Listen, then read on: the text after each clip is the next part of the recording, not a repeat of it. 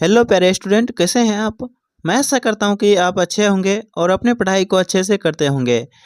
इस वीडियो में हम कक्षा 12वीं के अर्थशास्त्र यानी इकोनॉमिक्स का महत्वपूर्ण ऑब्जेक्टिव क्वेश्चंस करने वाले हैं, जो आपके कल यानी 1/2/2025 के एग्जाम में काफ़ी महत्वपूर्ण होने वाला है। तो चलिए वीडियो को शुरू करते हैं और देखते हैं।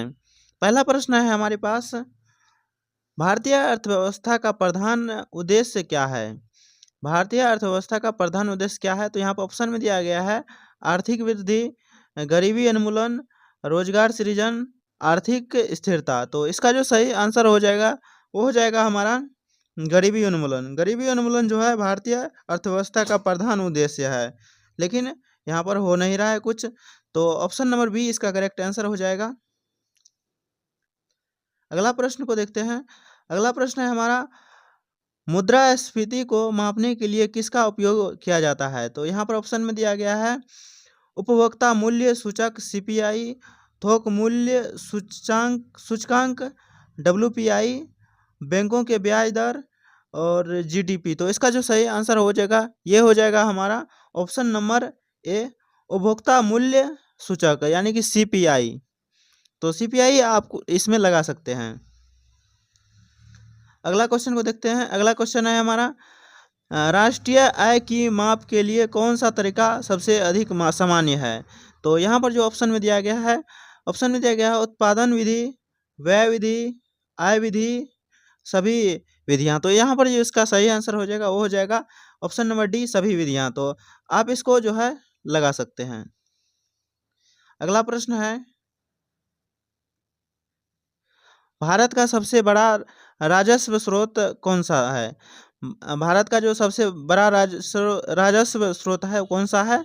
तो यहाँ पर ऑप्शन में दिया गया है व्यापार, कर, विदेशी निवेश, कृषि। तो यहाँ पर जो इसका सही आंसर हो जाएगा ये हो जाएगा हमारा यहाँ पर 4 का हो जाएगा कर। कर जो है यही है भारत का सबसे बड़ा राजस्व स्रोत। तो यहाँ पर ऑप्शन नंबर बी आप याद रख सकते हैं।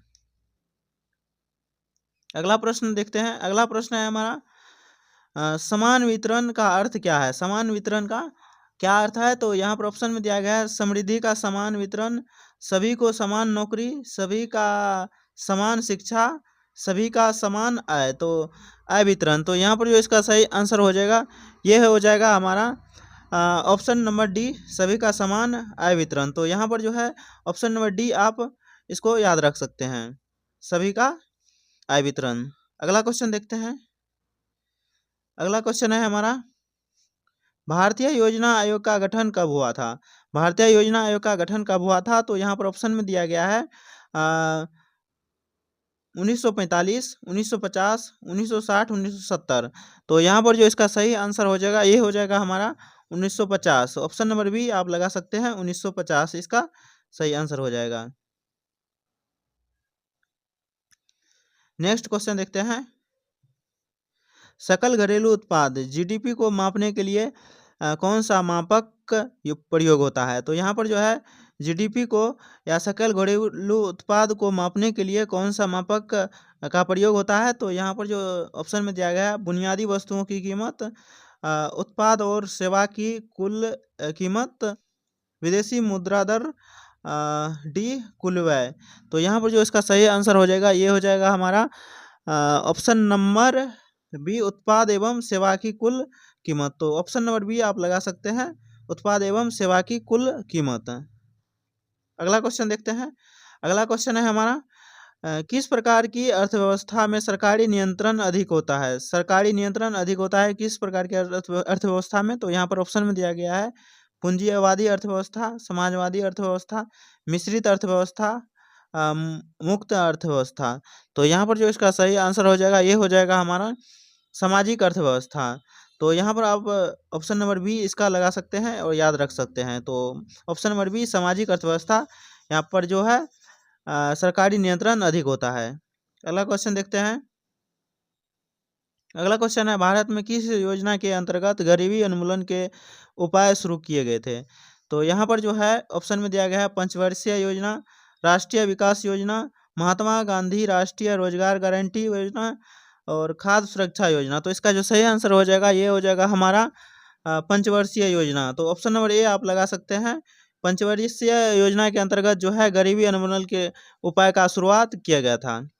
अगला क्वेश्चन देखते हैं। मुद्रास्फीति किसे कहा जाता है? मुद्रास्फीति किसे कहा जाता है? तो यहाँ पर ऑप्शन में दिया गया है बेरोजगारी, कीमतों का लगातार बढ़ना, आय का विभाजन, राष्ट्रीय आय में कमी। तो यहाँ पर जो इसका सही आंसर हो जाएगा ये हो जाएगा हमारा कीमतों का लगातार बढ़ना। कीमतों का लगातार बढ़ना जो है मुद्रास्फीति स्फीति कहा जाता है। तो ऑप्शन नंबर बी आप इसको टिक कर सकते हैं और इसको याद रख सकते हैं, क्योंकि ये आपके board exam, Bihar board exam के लिए काफ़ी महत्वपूर्ण है। तो आप इसको अच्छे से याद रखें और अच्छे से ध्यान से देखें। तो अगला क्वेश्चन है हमारा भारतीय अर्थव्यवस्था में सबसे बड़ा हिस्सा किसका है? भारतीय अर्थव्यवस्था में सबसे बड़ा हिस्सा किसका है? तो यहाँ पर ऑप्शन में दिया गया है कृषि, सेवा क्षेत्र, उद्योग, खनिज। तो यहाँ पर जो इसका सही आंसर हो जाएगा ये हो जाएगा हमारा 11th का हो जाएगा ऑप्शन नंबर ए कृषि का। कृषि का जो है यहाँ पर भारतीय अर्थव्यवस्था में सबसे बड़ा हिस्सा है। तो यहाँ पर ऑप्शन नंबर ए आप लगा सकते हैं टिक और इसे याद रख सकते हैं। अगला क्वेश्चन को देखते हैं। अगला क्वेश्चन है हमारा भारत में बैंकों द्वारा स्वीकार्य मुद्रा किसे कहा जाता है? बैंकों द्वारा स्वीकार्य मुद्रा किसे कहा जाता है? तो यहाँ पर ऑप्शन में दिया गया है कागज मुद्रा, सिक्के, सॉवरेन, सरकारी मुद्रा। तो इसका जो सही आंसर हो जाएगा ये हो जाएगा हमारा सिक्के। तो सिक्का जो है बैंकों द्वारा स्वीकार्य मुद्रा जो है सिक्के को कहा जाता है। तो ऑप्शन नंबर बी आप लगा सकते हैं। नेक्स्ट क्वेश्चन देखते हैं। नेक्स्ट क्वेश्चन है हमारा महंगाई के कारण वस्त्र उद्योग में उतार चढ़ाव किसे प्रभावित करते हैं? तो जो इसका जो है सही आंसर हो जाएगा यहाँ पर ऑप्शन में दिया गया है आयातित वस्त्रों के मूल्य, घरेलू वस्त्रों के मांग, वस्त्र उद्योग में रोजगार, वस्त्रों की कीमत। तो यहाँ पर जो इसका सही आंसर हो जाएगा ये हो जाएगा हमारा 13 का वस्त्रों की कीमत। जो है महंगाई के कारण वस्त्र उद्योग में बढ़ाव चढ़ाव किसे प्रभावित करता है? तो वस्त्रों की कीमत को प्रभावित करता है। तो ऑप्शन नंबर डी इसका जो है सही आंसर हो जाएगा। इसको आप याद रख सकते हैं। अगला प्रश्न को देखते हैं। अगला प्रश्न हमारा है निर्यात निवेश का संबंध किससे है? निर्यात निवेश का संबंध किससे है? तो यहाँ पर ऑप्शन में दिया गया है व्यापार से, उत्पादन से, बचत से, आयात से। तो इसका जो सही आंसर हो जाएगा ये हो जाएगा हमारा व्यापार से। निर्यात निवेश का जो संबंध है वो है निवेश से। तो ऑप्शन नंबर ए इसका सही आंसर हो जाएगा। तो इसको आप लगा सकते हैं ठीक और याद रख सकते हैं। अगला क्वेश्चन है भारत में कृषि का योगदान किसके द्वारा मापा जाता है? कृषि का जो भारत में योगदान है किसके द्वारा मापा जाता है? तो यहाँ पर ऑप्शन में दिया गया है जीडीपी, राष्ट्रीय आय, राष्ट्रीय उत्पाद, घरेलू उत्पाद। तो यहाँ पर जो इसका सही आंसर हो जाएगा ये हो जाएगा हमारा राष्ट्रीय आय। जो है कृषि का योगदान जो है राष्ट्रीय आय के अनुसार से इससे मापा जाता है इसके द्वारा। तो इसका सही आंसर ऑप्शन नंबर बी हो जाएगा। तो इसको आप याद रख सकते हैं। अगला क्वेश्चन हमारा है कौन सी योजना भारत सरकार द्वारा आयकर की दरों को नियंत्रित करती है? तो यहाँ पर ऑप्शन में दिया गया है कर नीति, आय नीति, विकास नीति, योजना नीति। तो इसका जो सही आंसर हो जाएगा ये हो जाएगा हमारा 16 का हो जाएगा आयकर नीति। तो आयकर नीति ऑप्शन नंबर बी में दिया गया है। तो बी नंबर आपका जो है सही आंसर हो जाएगा। तो इसको आप याद रख सकते हैं। अगला क्वेश्चन को देखते हैं। अगला क्वेश्चन है हमारा विकसित देश की परिभाषा किसे दी जाती है?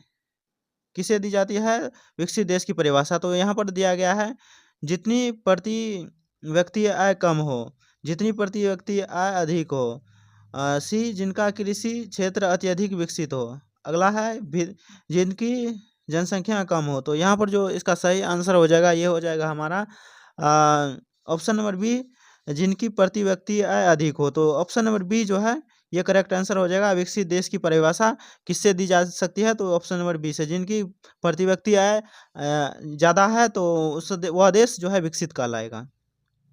अगला क्वेश्चन है हमारा भारतीय अर्थव्यवस्था में सबसे बड़ा रोजगार क्षेत्र कौन सा है? भारतीय अर्थव्यवस्था में सबसे बड़ा रोजगार क्षेत्र कौन सा है? तो यहाँ पर ऑप्शन में दिया गया है कृषि, उद्योग, सेवा क्षेत्र, निर्माण। तो यहाँ पर जो इसका सही आंसर हो जाएगा ये हो जाएगा हमारा कृषि। तो ऑप्शन नंबर ए में दिया गया है कृषि। तो ए इसका आप लगा सकते हैं और याद रख सकते हैं। अगला क्वेश्चन को देखते हैं।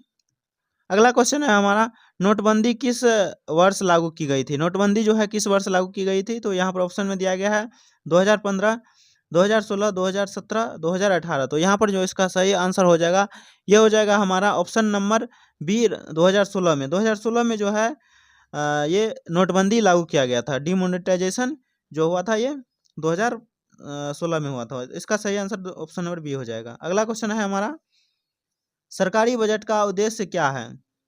सरकारी बजट का उद्देश्य क्या होता है? तो यहाँ पर ऑप्शन में दिया गया है, बैंकों को मजबूत करना, खर्चों और आय के संतुलन को बनाए रखना, विदेशी निवेश को बढ़ावा देना, अगला है कर की दरें बढ़ाना। तो यहाँ पर जो इसका सही आंसर हो जाएगा, ये हो जाएगा हमारा 20 का हो जाएगा, खर्चों और आय के संतुलन को बनाए रखना। तो ऑप्शन नंबर बी में है दिया गया है यह खर्चों और आय के संतुलन को बनाए रखना। तो इसको आप टिक कर सकते हैं और याद रख सकते हैं। ऑप्शन नंबर बी इसका करेक्ट आंसर हो जाएगा।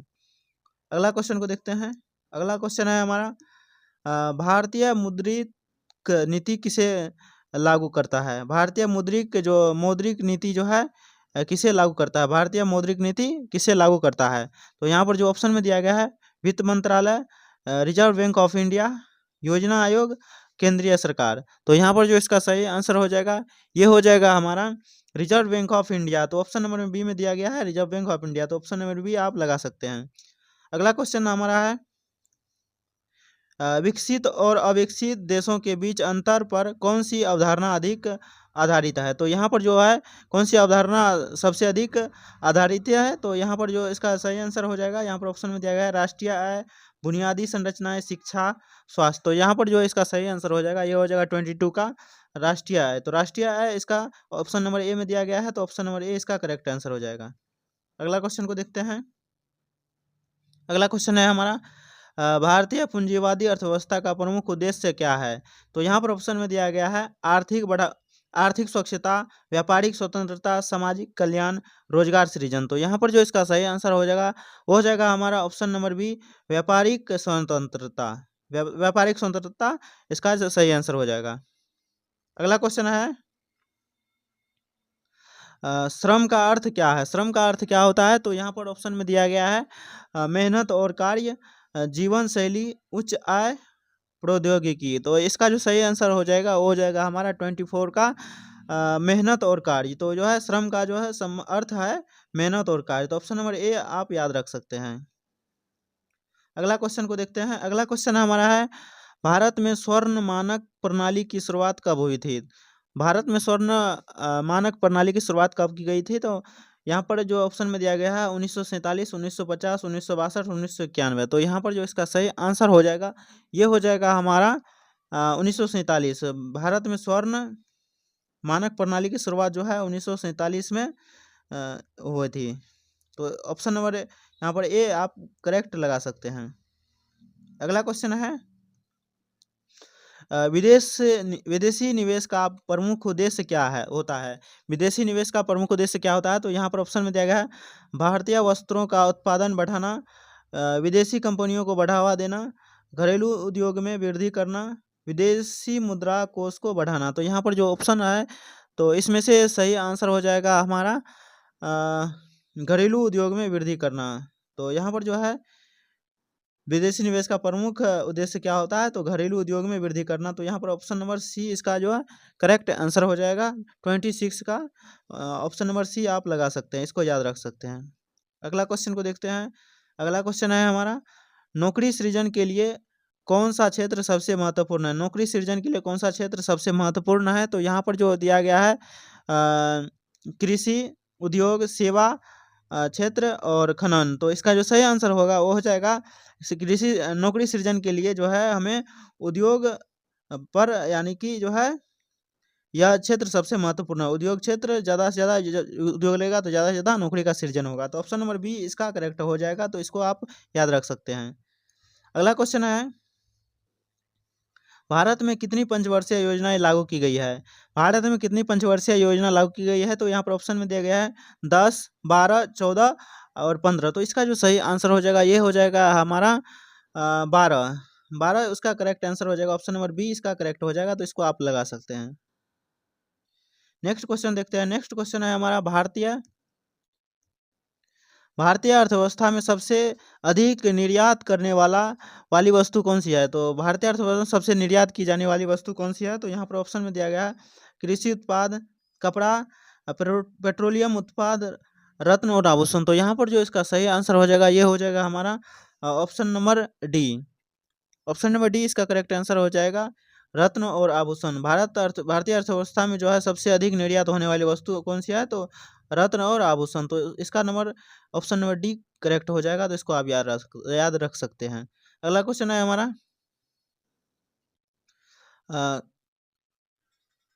ग्लोबलाइजेशन का मुख्य उद्देश्य क्या होता है। ग्लोबलाइजेशन का मुख्य उद्देश्य क्या होता है, तो यहाँ पर ऑप्शन में दिया गया है व्यापार को बढ़ावा देना, शिक्षा में सुधार, सरकारी नियंत्रण में वृद्धि, सामाजिक कल्याण में वृद्धि। तो इसका जो सही आंसर हो जाएगा ये हो जाएगा हमारा 30 का हो जाएगा, व्यापार को बढ़ावा देना। ग्लोबलाइजेशन का मुख्य उद्देश्य होता है व्यापार को बढ़ावा देना। तो ऑप्शन नंबर ए इसका करेक्ट आंसर हो जाएगा। तो यह वीडियो आपको कैसा लगा हमें कमेंट करके ज़रूर बताएं, और यह वीडियो यदि आपको पसंद आया तो वीडियो को लाइक करें, और ऐसे ही वीडियो पाने के लिए हमारे इस चैनल को सब्सक्राइब करें और बेल नोटिफिकेशन को ऑल जरूर करें, ताकि नए नए वीडियो का नोटिफिकेशन आपको सबसे पहले मिले। वीडियो देखने के लिए बहुत बहुत धन्यवाद।